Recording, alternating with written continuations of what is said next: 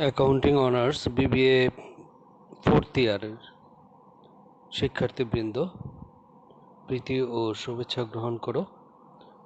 আজকে তোমাদের পড়াবো উৎপাদন ব্যয় নিরীক্ষা কার্যপ্রণালী, প্রসিডিউর অফ কস্ট অডিট। এর আগের ক্লাসগুলোতে আমি ষষ্ঠ অধ্যায়ের কিছু বিষয় নিয়ে আলোচনা করেছি। আজকে আমরা প্রসিডিউর অফ কস্ট অডিট এই বিষয়টি পড়াবো। যদি সময় পাই তাহলে উৎপাদন ব্যয় নিরীক্ষার পরিধিটা নিয়েও একটু কথা বলবো। উৎপাদন ব্যয় হিসাব নিরীক্ষার কার্যপ্রণালীকে আমরা বা কস্ট অডিটকে আমরা মোটামুটি দুই ভাগে দেখাতে পারি।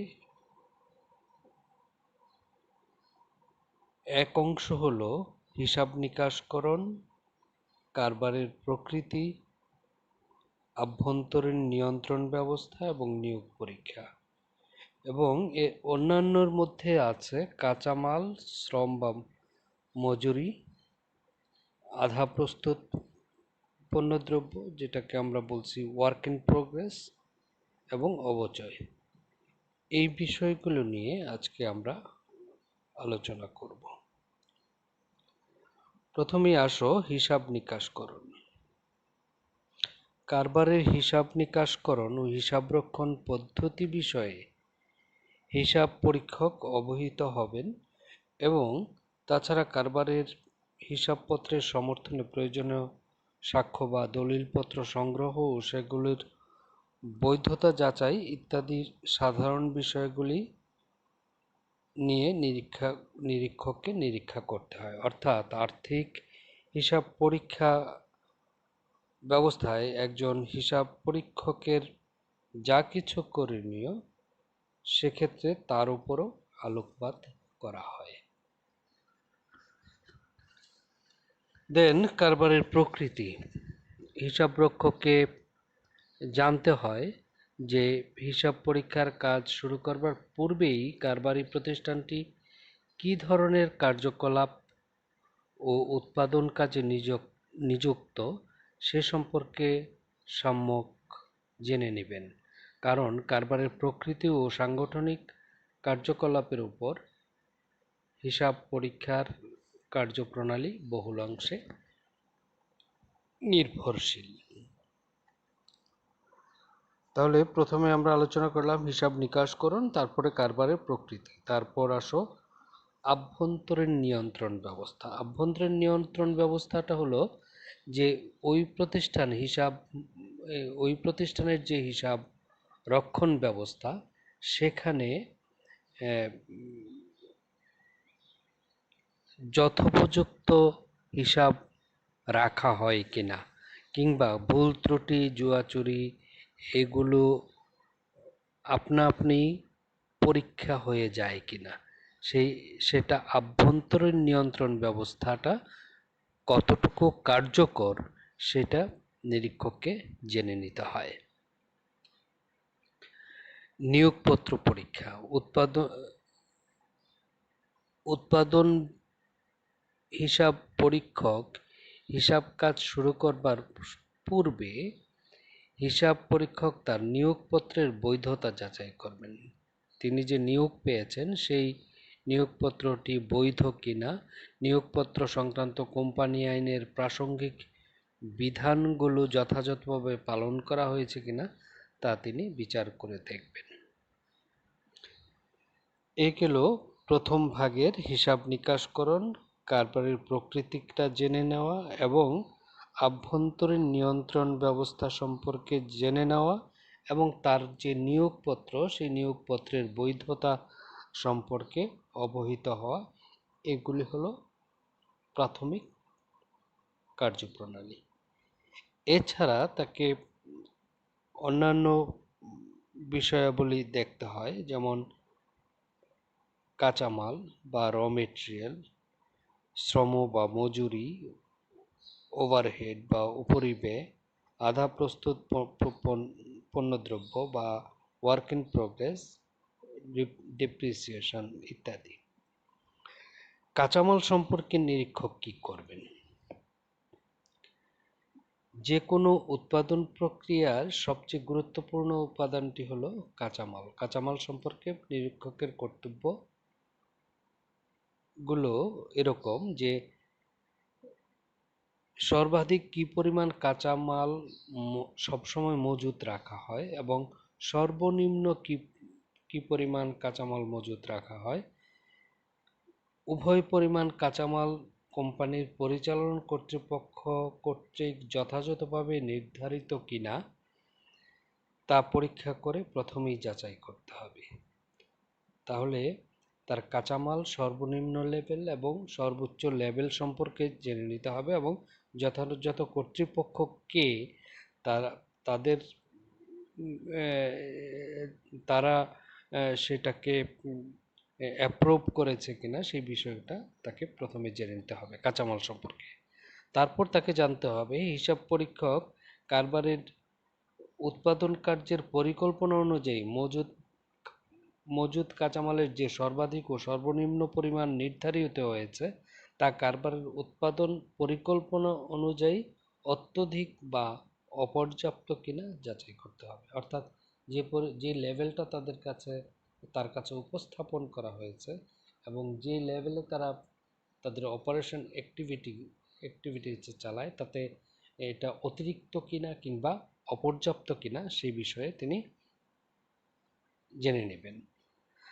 তারপরের কাজ হলো কোনো অবস্থাতে মজুদ কাঁচামালের অপচয় হচ্ছে কিনা সেটি তিনি পরীক্ষা করে দেখবেন। এরপরে তিনি দেখবেন বাজার থেকে কাঁচামাল ক্রয় করার পদ্ধতিটি যাচাই করে দেখবেন তিনি কিভাবে ক্রয় করেন। ক্রয় বিভাগ কাঁচামাল ক্রয় করার ব্যাপারে টেন্ডার বা কোটেশন সংক্রান্ত নিয়মাবলী অনুসরণ করে কাঁচামাল ক্রয় করে কিনা সেটাও যাচাই করে দেখবেন। তারপর যে পরিমাণ ও যে ধরনের কাঁচামাল ক্রয় করা হয়েছে সেই কাঁচামাল টেন্ডারের নমুনা অনুযায়ী গুণ ও মানের দিক থেকে যথাযথ কিনা সেটি তিনি যাচাই করবেন। দুঃখিত। তারপর কাঁচামাল ফেরত দেওয়ার ব্যবস্থাপত্র মজুত করার ব্যবস্থা সম্পর্কে কি ধরনের রীতিনীতি প্রচলিত আছে সে সম্পর্কে তিনি জানবেন। বিভিন্ন বিভাগের জন্য প্রয়োজনীয় কাঁচামাল ক্রয় করার ব্যাপারে কারবারের সংশ্লিষ্ট বিভাগ থেকে উপযুক্ত ফরমায়েশপত্র পাওয়া যায় কিনা, সেসব ফরমায়েশপত্র যথাযথভাবে পরীক্ষা করা হয় কিনা, গুদামে মজুদ কাঁচামালের পরিমাণ বিচার করে নতুন কাঁচামাল ক্রয়ের ব্যবস্থা করা হয় কিনা এসব বিষয়গুলি তিনি পুঙ্খানুপুঙ্খভাবে যাচাই করবেন। তারপর কাঁচামাল ক্রয় সংক্রান্ত লেনদেন যথাযথভাবে লিপিবদ্ধ হয়েছে কিনা তা যাচাই করবেন। সংশ্লিষ্ট দলিলপত্রের সাহায্যে বিন কার্ডে লিখিত তথ্যাদি পরীক্ষা করাও উৎপাদন নিরীক্ষকের কার্যকলাপের মধ্যে পড়ে। তারপর উৎপাদন বিভাগে যেসব কাঁচামাল অব্যবহৃত অবস্থায় থাকে তা যথাযথভাবে রক্ষণাবেক্ষণ করা হয় কিনা সেটি তিনি যাচাই করে দেখবেন। কাঁচামাল যদি ধারে ক্রয় করা হয়ে থাকে তার মূল্য পরিশোধ করার জন্য গৃহীত ব্যবস্থাগুলি কীরকম সেটিও তিনি যাচাই করে দেখবেন। এই ছিল মোটামুটি কাঁচামাল সম্পর্কে নিরীক্ষকের দায়িত্ব বা কার্যকলাপ। তারপরে আসো লেবার, শ্রম সম্পর্কে নিরীক্ষক কি করবেন। শ্রমিকরা কারখানায় সময়মতো উপস্থিত হয়ে যার যার কাজে যোগদান করেন কিনা সেটা দেখতে হয়। তারপর শ্রমিকরা কত সময় কারখানায় কাজ করেছেন তা যাচাই করার জন্য হিসাব পরীক্ষককে উপস্থিত রেজিস্টার্ড সময় নির্দেশ কার্ড, কার্যকার্ড, বিভাগীয় ফোরম্যান, রেজিস্টার ইত্যাদি পরীক্ষা করে দেখতে হবে। অর্থাৎ যারা শ্রমিক তারা যে কাজ সঠিকভাবে করছেন কিনা, তার দলিলপত্রগুলি সঠিকভাবে রাখা হয়েছে কিনা, কিংবা দলিল অনুসারে তারা উপস্থিত আছে কিনা, এইসব বিষয়গুলি তিনি যাচাই করবেন। তারপর শ্রমিকদের অতিরিক্ত সময় কাজ করার অধিকার দেওয়া হয়ে থাকলে ওই সংক্রান্ত ব্যবস্থাটি উপযুক্ত কিনা তা যাচাই করে দেখতে হবে।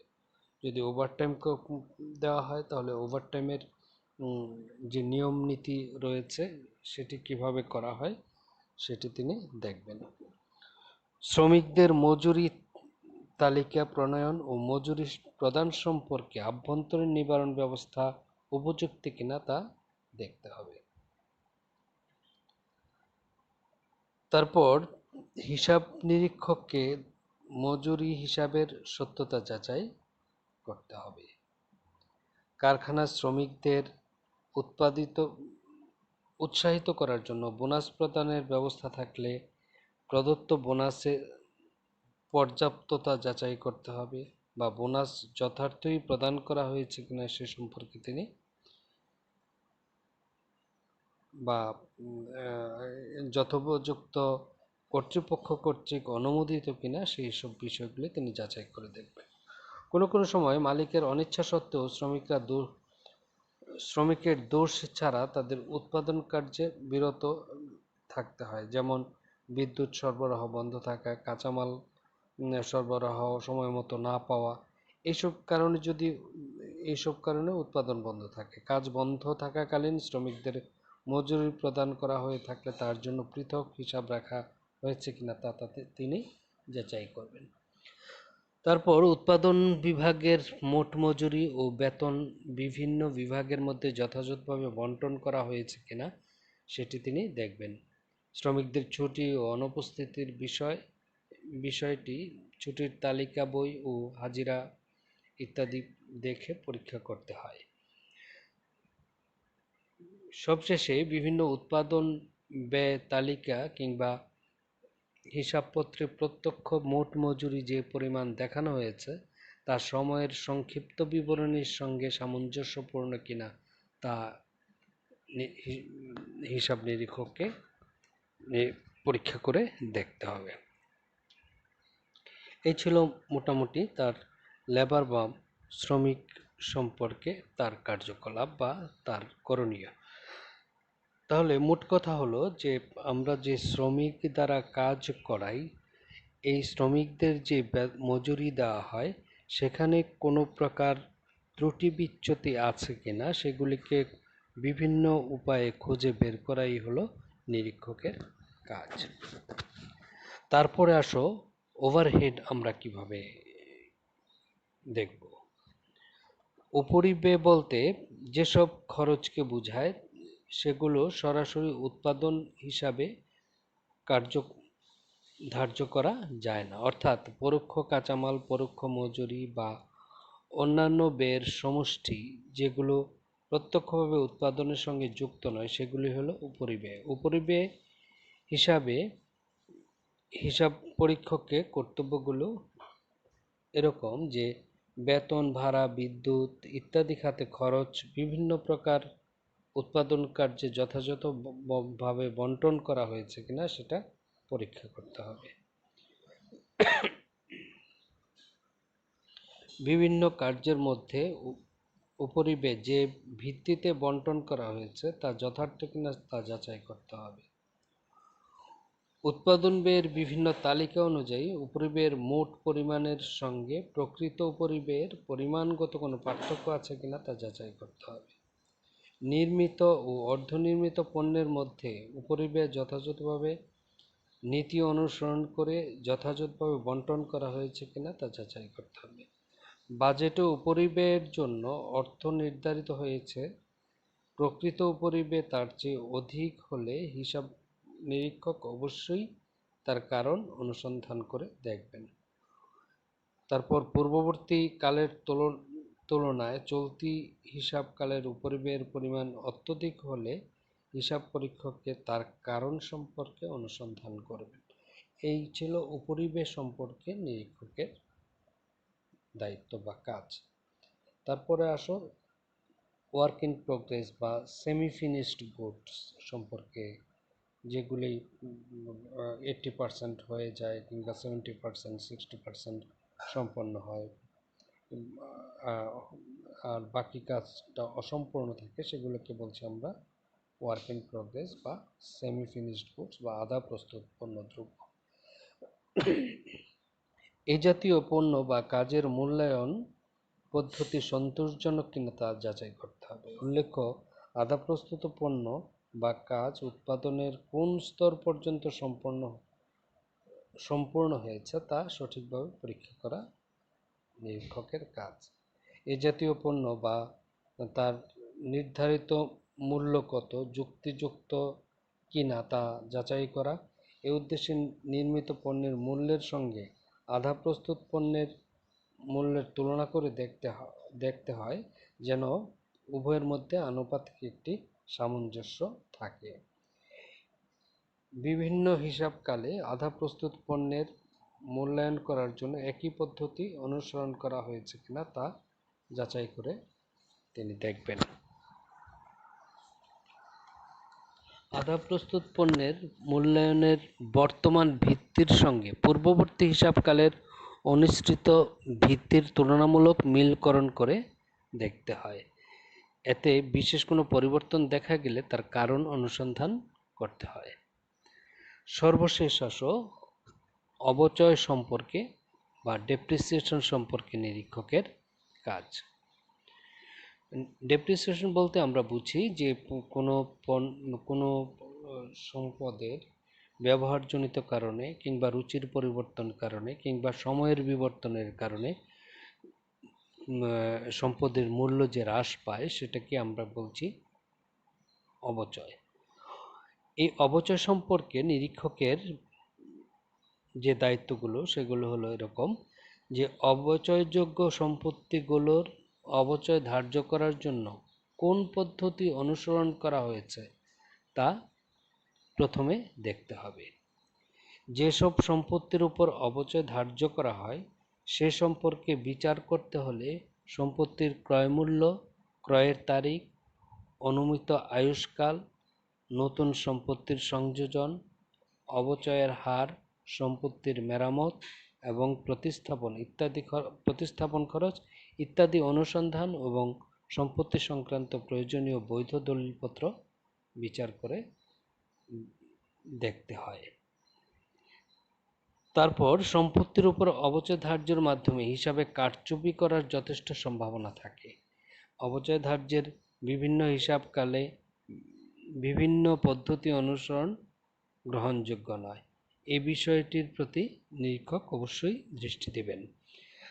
হিসাবকাল শেষে নির্দিষ্ট সম্পত্তির উপর ধার্যকৃত অবচয় বিভিন্ন বিভাগের মধ্যে পূর্ব নির্দিষ্ট শতকরা হারের ভিত্তিতে বন্টন করে দেখানো হয়েছে কিনা তা নিরীক্ষক পরীক্ষা করে দেখবেন। এই ছিল মোটামুটি আমাদের যে নিরীক্ষা প্রসিডিওর অফ কস্ট অডিট, উৎপাদন ব্যয় হিসাব পরীক্ষার কার্যপ্রণালী। তো আজকে এই পর্যন্তই থাক, কথা হবে নেক্সট ভিডিওতে, এবং সে পর্যন্ত ভালো থাকো, সুস্থ থাকো এবং বাসায় থাকো। ধন্যবাদ সকলকে। আল্লাহ হাফিজ।